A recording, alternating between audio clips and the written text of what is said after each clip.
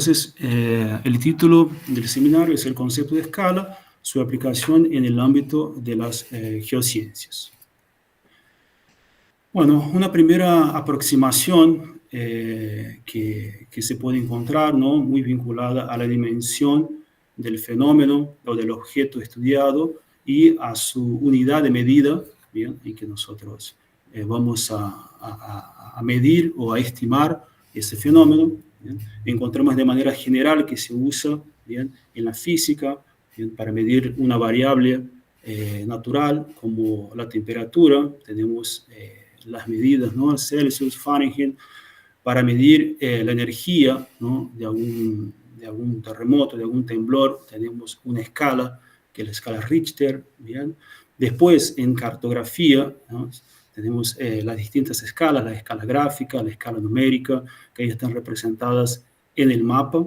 ¿Bien? Entonces, esas tres relaciones, bien, o esos tres fenómenos están determinando una relación entre lo real, ¿bien?, y lo dibujado o aquello que está siendo medido. Y esa es una primera aproximación de uso muy común en la sociedad en general, ¿bien?, no solo en el ámbito científico, académico.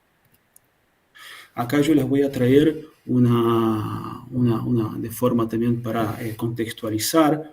Yo creo que muchos de nosotros vimos esta película, es una película, un documentario de los finales de los años 70, ¿bien?, en diagramación gráfica, ¿bien?, que también juega con el concepto de escala, ¿bien?, y que fue después la inspiración para la realización de un algoritmo que es el ClipMap, que luego fue utilizado por los desarrolladores del Google Earth para un poco traer esta idea del zoom in o zoom out, que hoy en día lo hacemos de una manera muy intuitiva. Bien, entonces, ahí en ese momento lo que está en juego es la escala.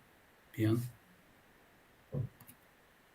Ahora ya en un segundo momento, ya trayendo para el ámbito científico, ¿no?, de las geociencias, está muy atrelado a lo que nosotros denominamos la unidad de muestreo, ¿bien?, o sea, la extensión de la unidad de muestreo. Bien, en geografía, uno lo puede decir de lo local, uno define, ¿no?, el fenómeno en relación a lo local, a lo regional, a lo global. Los fenómenos climatológicos también se pueden utilizar esas escalas, ¿no? Hay vientos, hay corrientes marinas, hay fenómenos como el Niño, como la Niña, que ya son fenómenos regionales. Bueno, el cambio climático en ese sentido sería ya un fenómeno a escala global. ¿Ya? Entonces, también en hidrología, se define una escala al momento de que uno va a analizar o va a hacer algún tipo de trabajo. Entonces, es el extremo fluvial o es la cuenca hidrográfica. Entonces, la cuenca hidrográfica sería esa unidad de análisis o la escala a la cual nosotros vamos a trabajar. Y en el ordenamiento territorial, bien, en lo que son la parte más de legislación, o cuando hacemos los planes de ordenamiento territorial, muchas veces esos planes están definidos en escala municipal, provincial, regional o nacional.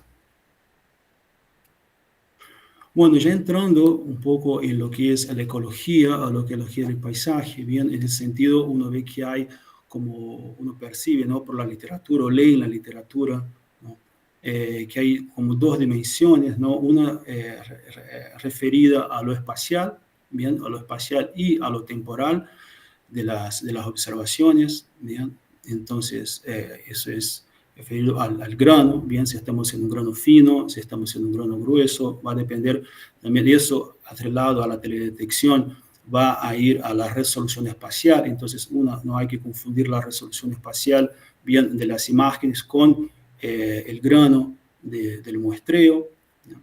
Después, por otro lado, también la extensión, cuando hablamos de eso, también trae la extensión. Si estamos en una unidad que tiene 16 metros cuadrados o 81 píxeles, entonces ahí vamos a ir un poco jugando con el tema de la extensión. Entonces, esa relación entre el grano, o sea, la unidad menor de muestreo, y la extensión. Esa es una primera aproximación ya en el ámbito de la ecología y aplicada a la ecología del paisaje.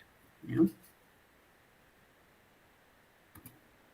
Acá es sumamente relevante esta idea de que cuando uno modifica, ¿no?, o cambia la escala, uno va también a cambiar, muchas veces cambian los resultados o los patrones de observación que nosotros estamos analizando. Acá vemos dos gráficos, ¿no?, una correlación espacial negativa y una correlación espacial positiva en los dos variogramas. ¿Bien? Esto es una relación entre presa y predador. En el primero existe una correlación negativa, en el sentido que cuando estamos con una zona de muestreo más reducida, a donde podría ser un parche único de vegetación, entonces un parche de vegetación boscosa, ¿bien? Esa relación entre presa y predador, bueno, puede ser una relación negativa.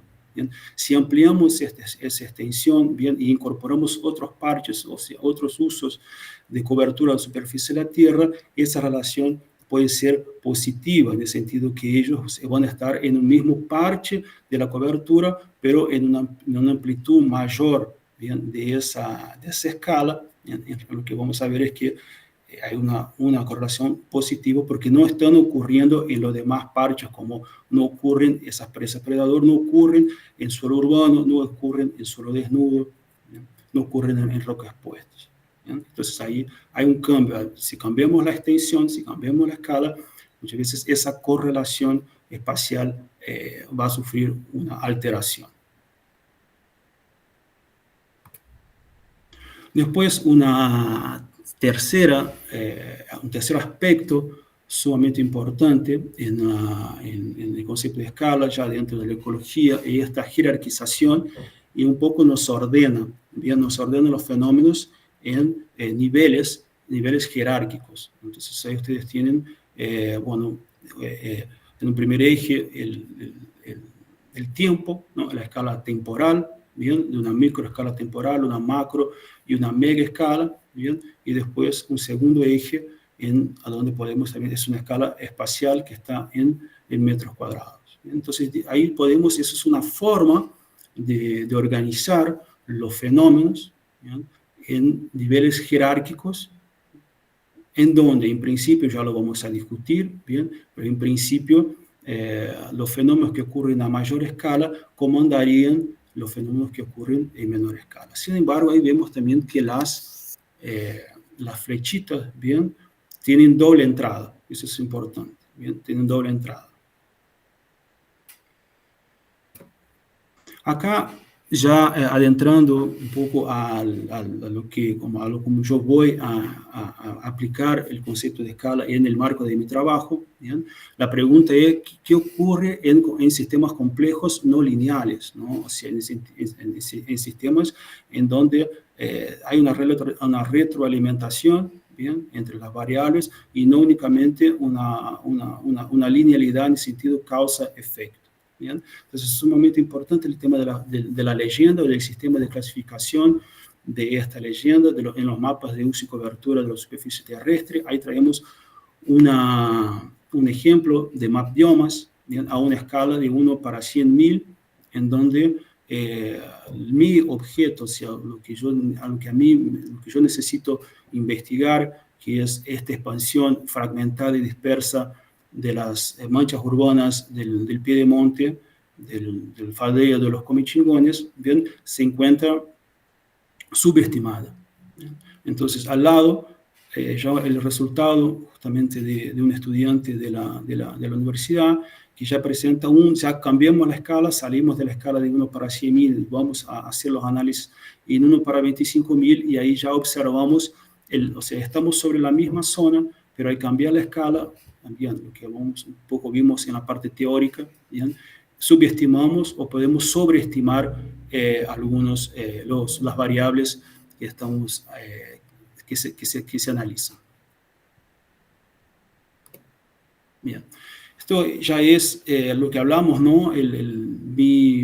Mi objeto de análisis es el propio paisaje, ¿no?, el piedemonte y frente de escarpa de los Comichingones. Entonces, esa refuncionalización del paisaje, ahí vemos que no es un sistema lineal, es un sistema donde las variables ellas se retroalimentan, ¿bien?, como o sea, una migración por amenidad está condicionada por el uso de suelo construido, por la incorporación de agricultura mecanizada, y esto a partir de un mecanismo de remoción de la masa vegetal. Bien, entonces después los distintos actores sociales que también cuando hacemos ese tipo de análisis, no únicamente vamos a ver las variables biofísicas, sino que también incorporaremos al análisis las variables antrópicas o antropogénicas. Entonces vemos que esta diapositiva quiere traer esta complejidad, ¿bien? Que nosotros vamos a intentar como ajustar a ese diagrama no jerárquico, pero que muchas veces los fenómenos pueden llegar a saltar escalas. Bien, ahora ya veremos cuál es el autor que nos ayuda a pensar críticamente el concepto de escala. Bien, entonces, ahí como nos propone Irio Haila en 2002, que la escala no es apenas una variable física, bien, sino que también la puede ser, es una construcción analítica, es una herramienta analítica, social y política, y que en muchos momentos afecta, bien, cómo entendemos y manejamos los problemas ambientales. Bien, entonces, este autor apunta de que proponer soluciones globales o regionales para actuar en fenómenos locales muchas veces es inefectiva o contraproducente, o sea, traer en el sentido de las propuestas ambientales este tema de la escala, de que la escala sea adecuada, entonces de forma criteriosa utilizar el concepto, la herramienta teórica. Acá también un poco lo que está en el desarrollo de la tesis, que es hacer algunos mapas de las variables naturales y de las variables antrópicas, siempre teniendo en consideración la escala y pensar que estas capas de información no se superponen únicamente, sino que hay que buscarles la funcionalidad, ¿bien?, sobre estas distintas dimensiones de la realidad. Y acá también, o sea, como vemos que en conclusión, bien, una aplicación criteriosa, a donde nosotros vemos podemos observar la misma extensión, bien, o sea, una extensión a donde tenemos los dos Horst y el Graben de Concaran, bien, a una escala en 1 para 500.000, a donde puedo llegar a analizar ciertos fenómenos. Bien. Después ya hago un segundo recorte en una escala de 1 para 100.000 ya en el Piedemonte y frente de escarpa. Y después zonas urbanas y zonas con vegetación arbórea, que serían los dos extremos, ¿ya?, de los tipos de cobertura que ocurren en mi zona de estudio. Entonces, esa es la forma como uno debe aplicar después cuando analicemos aquellos fenómenos que vimos en la diapositiva, de todas las variables que están involucradas en ese problema fundamental, que es el problema de la refuncionalización de un sector. Bien, ese sector, ese recorte espacial, bien, lo vamos a tomar como un paisaje, no un dominio natural, sino un paisaje que es una herencia de procesos naturales y procesos antrópicos que están cristalizados en un momento, ¿no? Entonces también hay que hacer cuál es la escala temporal del estudio, ¿ya? Entonces ahí vemos que como esas 3 escalas, ¿no?, la escala 1 para 10.000, la escala 1 para 100.000, la escala 1 para 500.000, ellos en el momento en que uno hace el análisis no es únicamente de arriba, up, down, ¿no?, de arriba para abajo, sino que ocurren o hay que percibir fenómenos, ¿bien?, como el cambio en el uso del suelo puede llegar, bien, a presentar mayores condiciones de sequía o en la atmósfera, o verificar si eso ocurre en el área de estudio. Serían algunas cuestiones a traer a consideración.